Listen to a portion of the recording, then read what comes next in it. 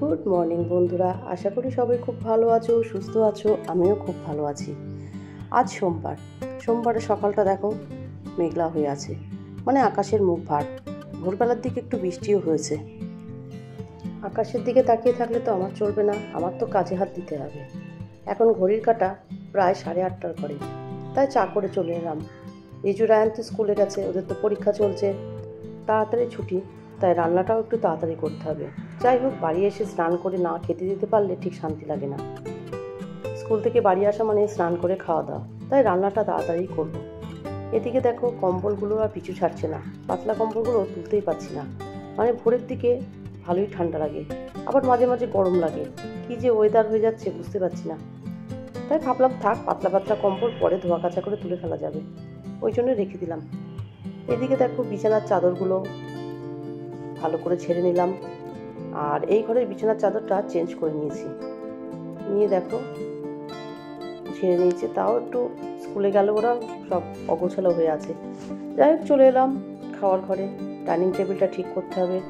Dining টেবিলটা যত ফাঁকা রাখার চেষ্টা করি, কিন্তু কিছু না কিছু থেকেই যায়। আসলে কি বলতো, গতকাল রাত্রে আমি টেবিলটা গোছাতেই পারিনি। মানে রায়ান যদি জেগে থাকে তাহলে আমার কাজ কিছু করা সম্ভব হয় না। বাসনও মাজতে পারি না, বা টেবিলও গোছাতে পারি না। টেবিলটা গুছিয়ে নিয়ে চলে এলাম রান্নাঘরে বাসন মাজতে, কারণ বাসনগুলো আগে মেজে নিতে হবে।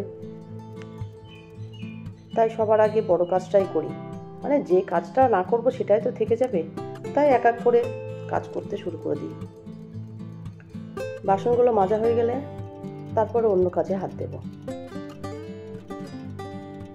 এখন বেলা এত বড় হয়ে গেছে, তাও যেন সময় করে উঠতে পারি না। সেই স্নান করতে 2:30-3টে বেজে যায়।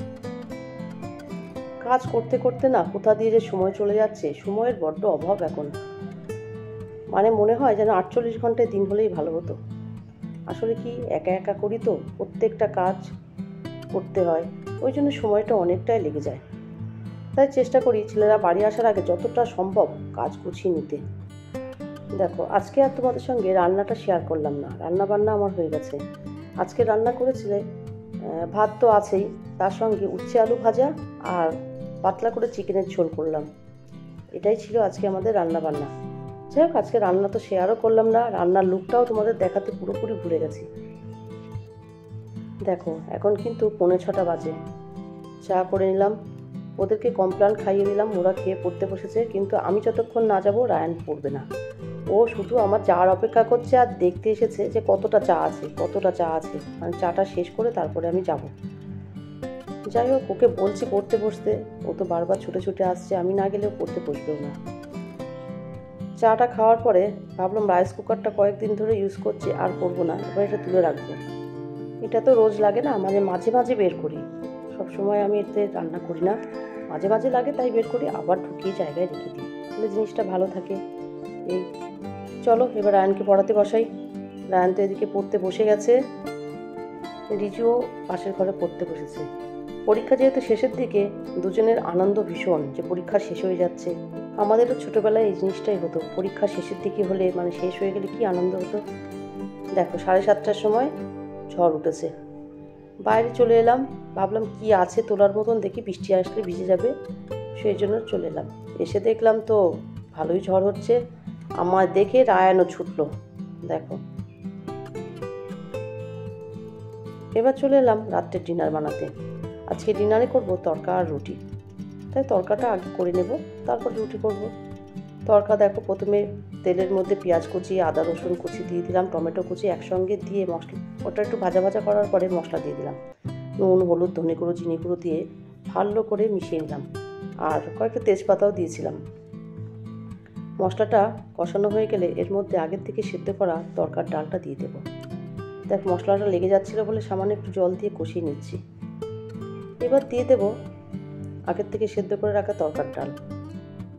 নাড়াচাড়া করার পরে এর মধ্যে আমি তড়কার যে মশলাটা হয় না, সেটা আমি দিয়েই ফেলেছিলাম, মানে এটা তোমাদের দেখাতে পারিনি। তারপরে দিয়ে দেবো কাসুরি মেথি, একটু হাতে ঘষে উপর থেকে ছড়িয়ে দেবো, দিয়ে একটু নাড়াচাড়া করবো, তাহলে রেডি হয়ে যাবে তড়কা। আর ডিমের ভুজিয়াটা আলাদা করে নিয়ে উপর থেকে ছড়িয়ে দেব। আমার মনে হয় উপর থেকে ছড়িয়ে দিলে সেটাই ভালো হয়। যাই হোক, এদিকে তো রুটি করতে চলে এলাম। রুটিগুলো করে নিয়ে তারপর ওদেরকে খেতে দেব। রায়ানও আজকে ঘুমায়নি। রায়ানও আজকে ওর ভাত খাওয়া হয়ে গেছে, কিন্তু ও রাত্রে ভাতটাই বেশি পছন্দ করে। আর আমিও খাওয়ানোর চেষ্টা করি ভাতটা, যেহেতু এখন ছোট আছে আর অনেকক্ষণ খেয়েছে তো, তাই ভাবলাম যে একটা রুটিও তরকা দিয়ে খাবে। মনে হয় না খাবে, খেলে খাবে। যাই হোক, এদিকে দেখো তরকা রুটি পুরোপুরি রেডি করে নিয়েছি। এবারে সবাইকে খেতে দেওয়ার পালা। আর তরকা রুটির সঙ্গে তো পেঁয়াজ কাঁচা লঙ্কা লাগেই, তাই না? এটা দেখো রায়ানের জন্যই নিচ্ছি, মানে রায়ান একটা খাবে, আমি একটা খাবো, দুজনেরটা একসঙ্গে দিলাম আর ওদেরটাও দিয়ে দেব। এটাই হলো আজকে আমাদের ডিনার করতে করতেই আজকে ভিডিওটা শেষ করি। আজ তাহলে এই পর্যন্ত। আমার ভিডিওটা যদি তোমাদের ভালো লেগে থাকে, please like, comment, share and subscribe করো। সবাই আমাকে সাপোর্ট করো, আমার পাশে থাকো, আমাকে উৎসাহিত করো নতুন ভিডিও দেওয়ার জন্য। সবাই খুব ভালো থেকো, সুস্থ থেকো। দেখা হবে অন্য কোনো ভিডিও নিয়ে। Good night.